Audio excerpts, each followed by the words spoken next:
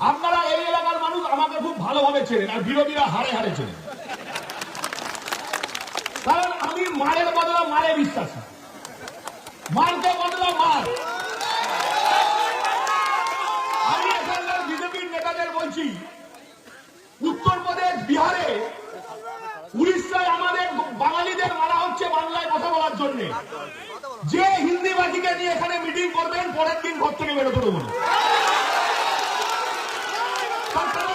আমার রেকর্ড আপনারা জানেন, আমার দলের লোকেরাও জানে, তার থেকে বিরোধী লোকেরা হারে হারে জানে। তার কারণ সিপিএম দীর্ঘদিন আমাকে দেখেছে আর হারে হারে বুঝেছে।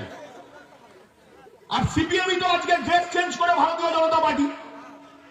আপনারা মিটিং করুন, মিছিল করুন, আমার কোনো বাধা নেই। কিন্তু বিহার, ইউপি থেকে নেতা নিয়ে এসে বাংলার বুকে ষড়যন্ত্র করবেন, চক্রান্ত করবেন, আর বিহার, ইউপিতে বাংলায় কথা বলার জন্য মারধর হবে। যেদিন মিটিং করবেন তার পরের দিন আপনার ঘর আমি দাঁড়িয়ে থেকে ভেঙে দেবো।